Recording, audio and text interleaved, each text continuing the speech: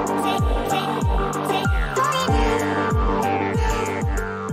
afternoon, family. We have another cool Connect for Real interview today with Sascha Chatman from Chatman Realty Group here in Dallas, Fort Worth. How are you doing this afternoon, Sascha? I'm good, fam. How are you doing today? Doing pretty good. And thank you so much for taking the time out of your busy schedule to connect for real with me, to talk to the audience today. Guys, it's going to be a really fun, real interview. Sascha has a story for your ass. Okay. So a lot of the people that, I have on here, some of them, call themselves real estate coaches or gurus or whatever, but Sascha is more of, he's got the kind of average Joe story into I ain't an average Joe anymore. And so like he went from just being a regular realtor to being a superstar realtor in record time. And so we're going to talk a little bit today in this Connect for Real about the struggles that he went through, kind of how he started out, and then the changes that he made in his business to kind of get him to where he is now with doing things. So again, Sascha, thank you so much for hopping on, and let's kind of dive right into it. All right, cool. I told you I always start with some very off-kilter icebreaker questions. So hold on, let me pull up my icebreaker questions that I have for you, because Okay. I had some pretty good icebreaker questions. Okay, so the first icebreaker question is, what is the weirdest food that you've ever eaten? Chocolate covered grasshoppers.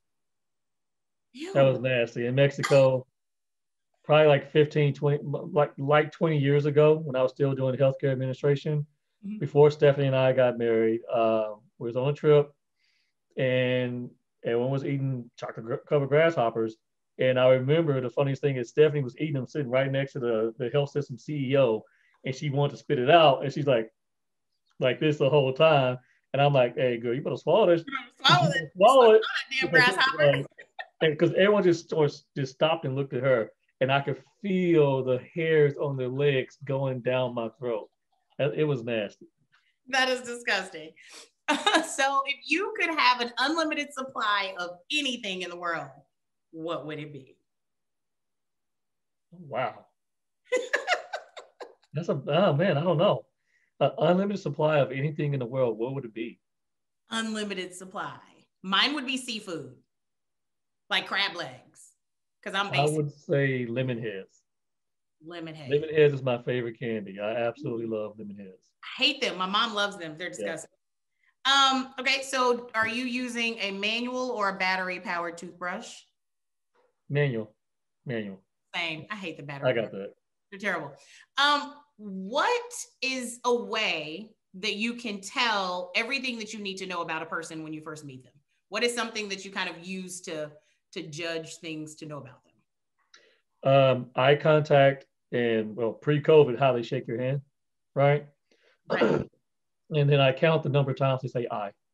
Okay. Yeah. So if I talk to someone for like 5 minutes and they say I, like I, like at least 7 times, I'm like, yeah, I know what this is gonna be like. I know what this is. Yeah. Narcissist. All right, last one. What was your first job? My first actual paid job would be flipping burgers at McDonald's in Central Mall in our hometown.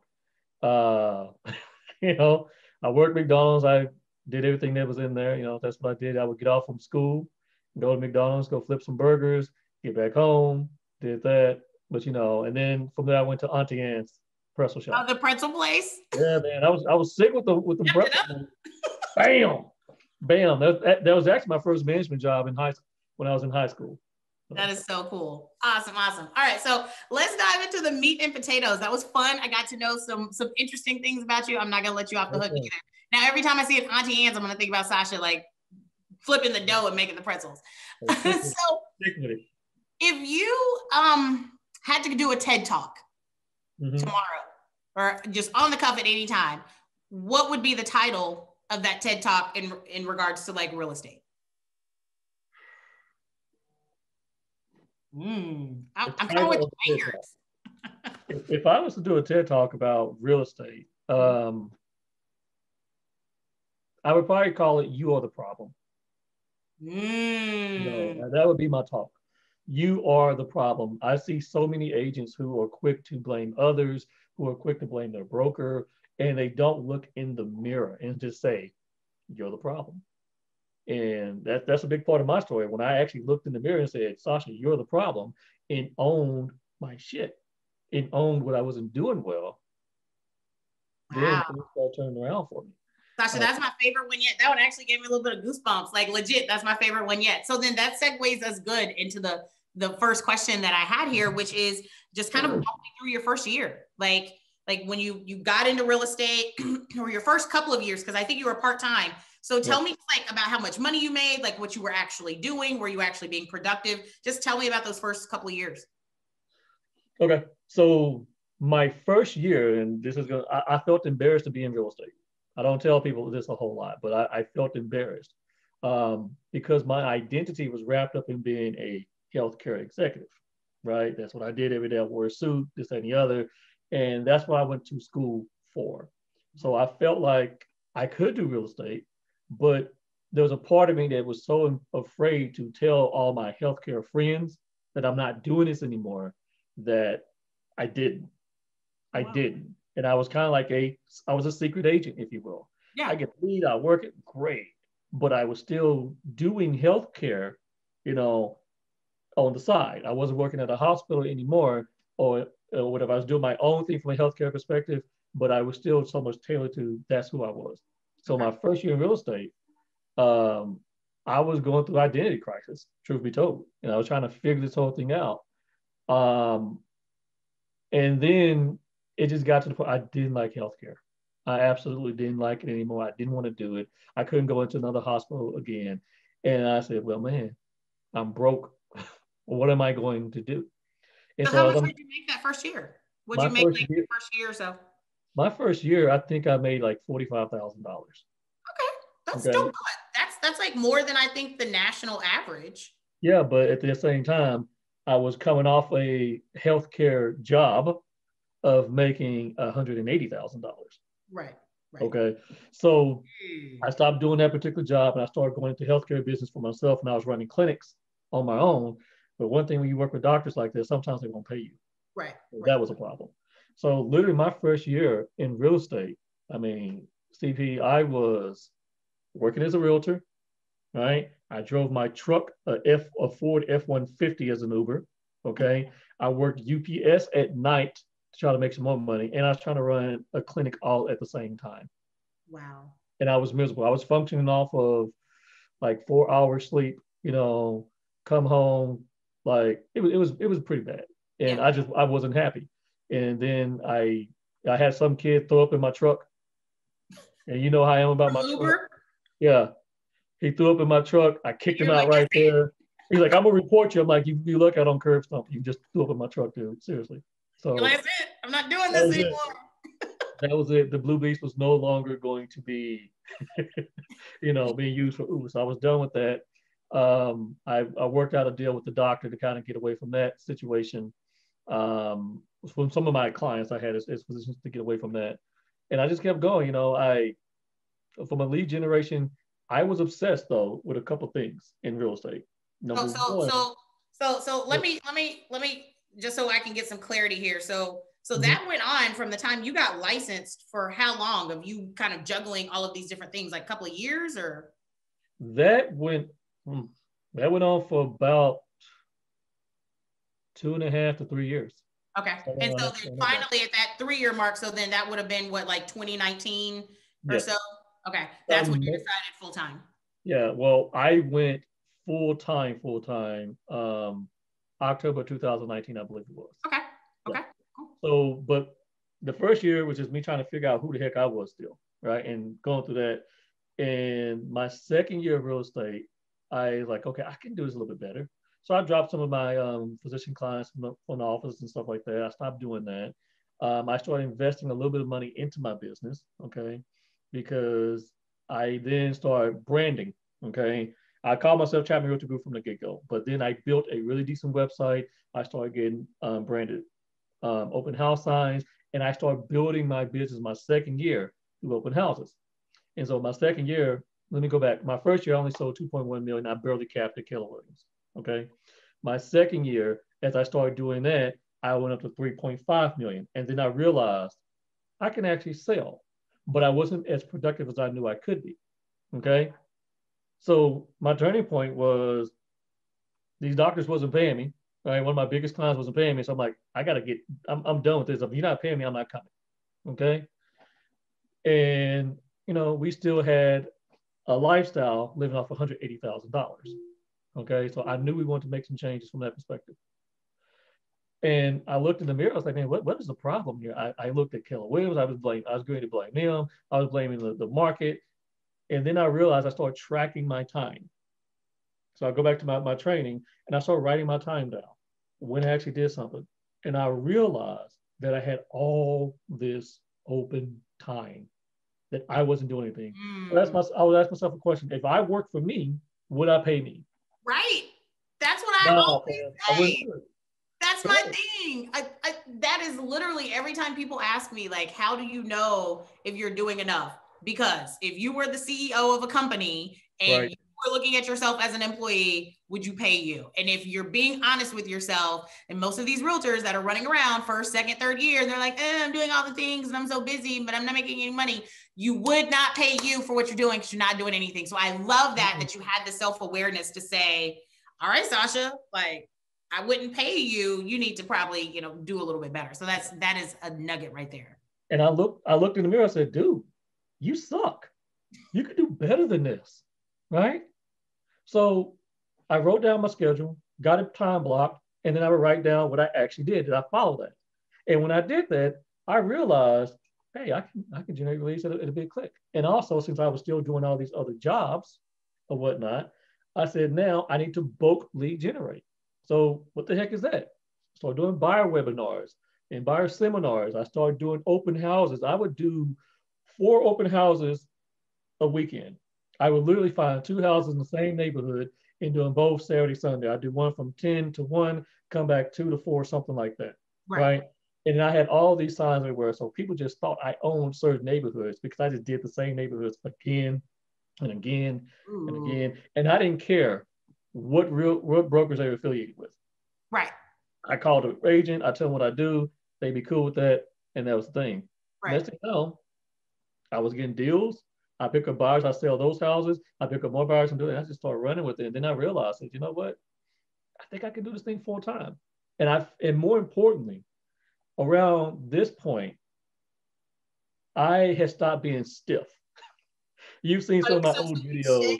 You shed the medical administrator, the hospital administrator, like suit and tie, and you kind of found yourself. Face, suit and tie, 3-piece suit on and all that stuff like that. And then I transformed into this guy, just me. Right. I didn't speak like I was in a board meeting anymore. I wasn't wearing a tie in the suit and looking intimidating, which I didn't realize that's what it was. Right. I was just me and comfortable and confident. And then I had pride in a profession that I came into. Right. And I became a student of this game. I started studying super late at night. So I knew what my job was, what I had to do. And I would study super, super late, learn about the business, build my website. And I was just growing and growing. And I think around the times when you and I first started speaking, because you were doing your indie brokerage. Right. And I knew at this point, based off what I was learning from YouTube and others and everything else, that the training that I was receiving at my brokerage, it wasn't enough. Right. And I knew I needed a new level, but it felt like I was creating everything over and over again. Right. I was creating from scratch. I said, I know I don't have to create. I know I can find people who can give me and guide me and blah, blah, blah, blah. That's when EXP came aboard. And I looked at that. And now, truth be told, I wouldn't have went to EXP if you didn't go there. Right. Because I had all these agents trying to recruit me. And I'm sitting there like, yeah, you got 30 deals, but I'm about to surpass you here in a heartbeat. And I knew, not to be arrogant about it, I knew that the moment I sold 24 homes, the next year I would sell 40. Right, right. I knew where I was going to be. And so something just clicked inside of me and then just said, okay, like even today, you and I talk like, I got to go put some points on the board, fam. I'm going to holler y'all in 2 weeks. I'm going to go put like 5-6 people in the contract. and you know it. And you've created this predictability around your business. But a couple of nuggets that I took from what you just said is you were obsessed with the success. You were obsessed with real estate. So you were obsessed with learning how to build a website, not just build any website, but build a website that could actually generate leads for you. I want to build the website in DFW. Right. Right. Yeah. You were obsessed with your open houses. Like your open houses are so obnoxious and your signage is so obnoxious for your open houses that people literally complain like this guy has too many signs everywhere, but it works. And you were smart enough to be efficient with that. You know what? I'm going to put out all 50 of these damn open house signs. I'm going to get 2 houses or 4 houses in this neighborhood back to back to back. So I can only put them out once and pick them up once. Like right. You were efficient with your time and creating your processes. I think it's brilliant. The thing is, I was also gracious with it too. Like take the open house thing, for example. Yeah. Do I put a lot of signs out? Yes. Do I run Facebook ads? Yes. Okay. But when it comes to someone's home, they don't own that corner of the lot or whatever, but they think they do. So I would knock on their doors, say, hey, I would like to do an open house here this weekend. Are you okay with that? Let me give you a Chick-fil-A gift card. No one says no Chick-fil-A or Starbucks. So I give them a $5 Chick-fil-A gift card or Starbucks card, something from that perspective. And then I would send them a CMA later. Boom, I picked up like listings just like that. And so I started thinking about the things that people don't do and addressing it head on. And I stopped, let me say this, I stopped caring what other people thought. Yes. During this entire period, there is a mentality of how real estate has always been done. Absolutely. And I will be very clear. I don't care about the traditional way of real estate because it's just that it's traditional and it's gone. Right. It's gone. I 110% agree. Like it's just not the same. The industry has changed and either you can stick with it or get left behind. And I think, a lot of what you said is just so many truths to unpack in there. So everything from, discovering who you are and having self-awareness around you being the problem, even just the name of your TED Talk, like you're the problem, like it's all so legit that new agents are really struggling with. And that's why I really thought that your story was compelling, because here you are, a guy that's been uber successful in a different industry. You kind of dip your toe in real estate a little bit, right. Don't really have any direction or know where you're going with it, but you figure out, you know what, I think I can do pretty good. And here you are. So let's fast forward to your first full year in real estate, which was actually 2020. Right. 2020 was your first full year in real estate, because 2019, you kind of let go of everything else, around like October. So 2020 is the first full year that you did it. It's a freaking pandemic. Like everything is shut down. The world has gone crazy. And how many transactions did you bang out? Personally, I did 53. I did 53, $10.2 million. The previous year, I sold 5.8. So you literally doubled your production, your first full year during a pandemic. And y'all, let me just tell you. So Sascha is not just like some random person I'm interviewing that I don't know. Like I talk to Sascha like every day. During the pandemic, when I was sitting at home, hunkered down in my house, terrified to touch shopping carts and to breathe air outside, Sascha would call me. I'd be like, what are you doing? He was like, showing house. About to go on this appointment. About to go talk to this client. Y'all, Sascha never stopped. No. And he is the epitome of you get out what you put in. Because I have never seen someone with a work ethic like Sascha's, which, a lot of people, like he said, they're looking to, oh, my brokerage didn't train me enough. Oh, such and such, my mentor didn't tell me what I needed to do. Right. This is your business. It's your responsibility to obsess about it. And regardless of what you learn from your brokerage or your mentor or online, if you don't put any of it to action, it doesn't matter. And I think what Sascha did very well was he did obsess about training. He trained a lot. But if you heard what he said, I was listening to podcasts and I was doing training at night or in my truck when I was driving to an appointment. Right. He was putting the things that he was learning into action instead of sitting through classes, which, dude, I see it all the time where new agents, they're on every training. They got their little notebook in their hand. They're nodding their head enthusiastically about everything that's being said. Don't ever sell it. Not put it into practice. Let me just touch on that real quick too. You can get stuck in analysis paralysis, and you can get stuck in the meeting trap and the brokerage trap, the building. Let me tell you guys, if you're not at the XP or you're just going into a brokerage with a building, the building is a trap. Understand that. You got to understand how the real estate game works. There's a game within the game within the game. Mm-hmm. Seriously. So when you're a broker and you have your own building and you have people coming in, I used to teach for Keller Williams. When I would come to class to teach and they had 5 people up in there, I was upset. My time is valuable. How dare y'all have 5 people for me to just teach, right? I taught to the best of my ability, but I told myself, I need to get more people here, okay? So I wanted 30, 40 people in my classroom so I can actually have a good class and touch the most agents. So they're not calling me all the time, right? So what the broker does is lean on their agents to come to class. Hey, we're going to have class, we're going to have class, we're going to have class. So they're not upsetting the vendors, they're not upsetting the trainers, etc.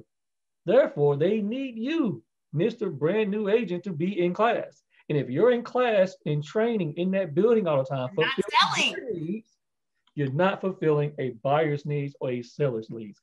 It is such a trap, and new agents fall into it all the time. They do. I am selfish with my time, and I do not apologize to anyone for that. If I need training, I can go get it. That's why I love EXP, because the training's done when I need it to. If I miss the training, I just get on the Zoom or the recording and I watch it and call it a day. And that's it. Yep. You have to facilitate your learning in this business, but you cannot sit there and learn and learn and learn and learn. Take something you learned, put it into practice, get your reps with it, and do it again. This is the most foolish thing I've ever seen in this industry, where people believe they're going to come in and automatically be a real estate boss and don't have any reps, don't have the knowledge.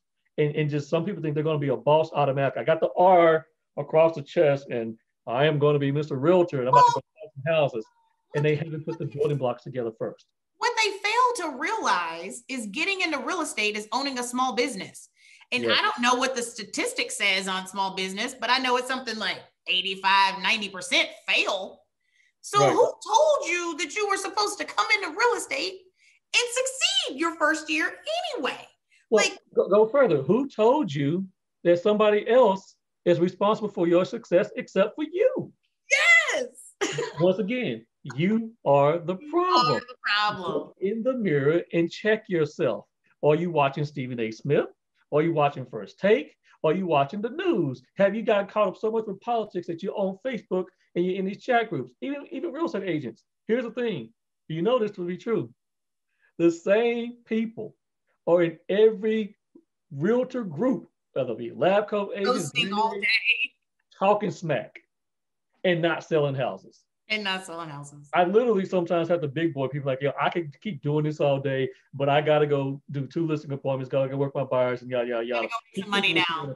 I don't have time to argue with you on Facebook because someone's got some Facebook courage. It doesn't make sense. Right. You are the problem. And I had to check myself, even to this day. Right now, I check myself when I'm not doing what I need to do, when I'm not being productive. And we all hit our slumps. We do.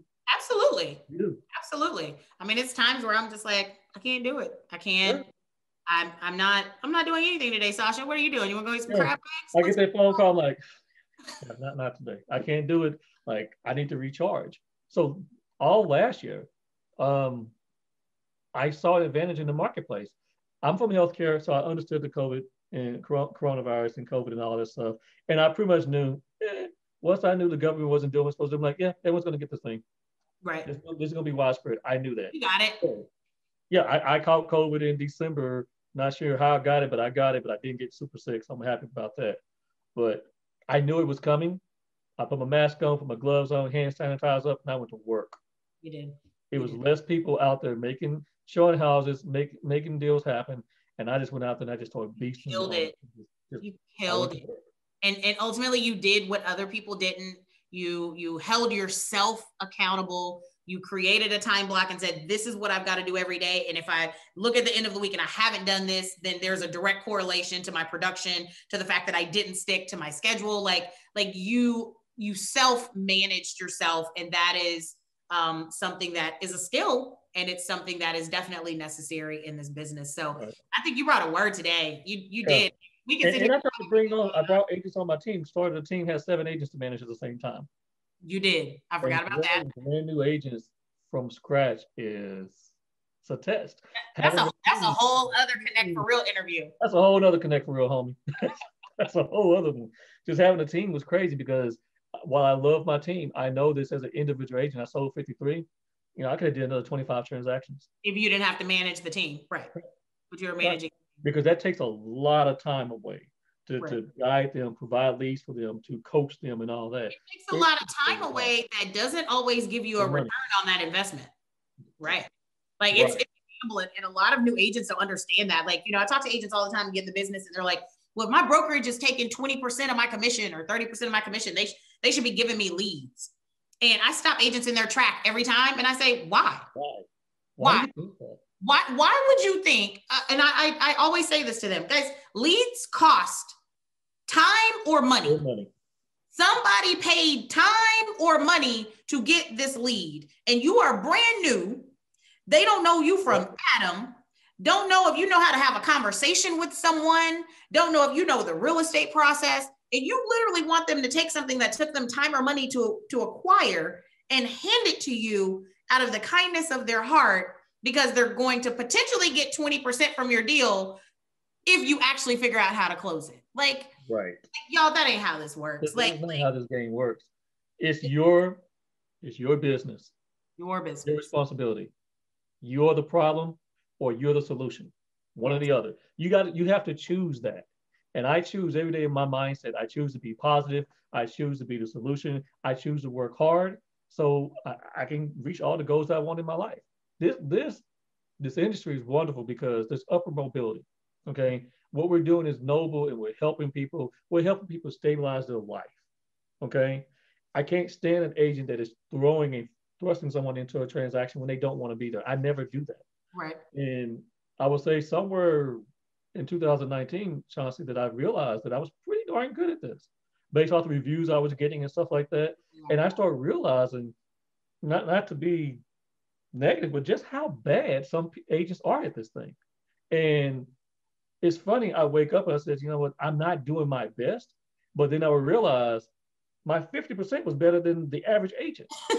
And I'm not trying to be cocky, but I'm just like, I do the most. Right, you do. And it's a joke that my wife. The most. You do the most. All the time. And she's like, Sascha, it don't have to be perfect. And I realized it, and I let it go at 50%. I'm like, oh, I'm not liking it. And then I get a great return. I'm like, but you know what's in my mind? This is the mindset. What if I did it at 100%? Yeah. That's how you have to be. You got to be hungry for this game. You got to be innovative and try something new. I have failed in this industry more than I have succeeded, but I never stop trying. And when I hit gold, I get it, I expand it, and I keep going with it. Take my sell locations. I sell houses in Houston now, right? Go down, meet with people, do a listing appointment, come back down another day, put the house on the market, beast on the open house, sell over the weekend. Buyers. Go pick up the buyers, go do some margaritas and all this stuff and have a good time. You can take this any way you want to. There's so many paths towards success, but you gotta be a student of the game, learn the business, gotta have a plan, but you gotta change this. Yes. Stop looking for excuses, stop making excuses, hold yourself accountable, track your time, track how many phone calls you make a day, how many people you actually contact. I mentor so many people and they tell me, well, I called 10 people today. I said, so what you're telling me is that you hope to do a deal one day. That's what you're telling me. They said, well, Sascha, how many people have you called? Like, it's 2:00 right now with you. And I knew we was having this. I knew I was going to have a couple other meetings. I've already called 120 people today. Right. Okay. And I've talked to 84. I've had a heck of a day in lead generation. Right. That's the deal. That's the deal. But I'm tracking that. And I know those are just more transactions I'm going to be stacking up for the rest of the year. Absolutely. But that's the mindset. That's to be your mindset. I love it. I love it. Well, thank you so much for coming on today. Just want to let you plug yourself. Where can people go find you, look you up, find you on YouTube? If they want to connect with you and even be trained, coached, mentored by you, like what can they do? Yep. You can always catch me on my cell, 817-668-0311. Call, text. It's cool. I'll talk to you. If you're looking to buy or sell a house, ChatmanRealtorGroup.com is my website for that. If you are trying to get in the business, okay, if you're trying to get in the business and learn this, go to the realestatetechninja.com. You can catch me there. I'm going to be having lots of courses out there for you guys to jump on. And you can catch me on my YouTube channel at Chatman Realtor Group. Pretty much Chatman Realtor Group, everything. Chatman Realtor Group, YouTube, Facebook, Instagram, Twitter. You can find me there, or what other black guy do Real you Estate Tech Ninja is for your courses and yes. education. Awesome. So, Real Estate Tech Ninja. We'll make sure to get that all nice and pretty. Get it all down there nice and pretty. Awesome. Well, thank you so much again today, Sascha, for connecting for real. I'm pretty sure we're going to connect for real again shortly here, probably on the phone or at some point. No doubt. So guys, reach out to Sascha. Let us know if you have any questions. Another great interview. Hopefully you were able to take something positive from this chat today and go and take some action and realize you are your own problem. Be the solution or be the problem. So until next time, connect for real with someone else, y'all. Peace and love. Peace.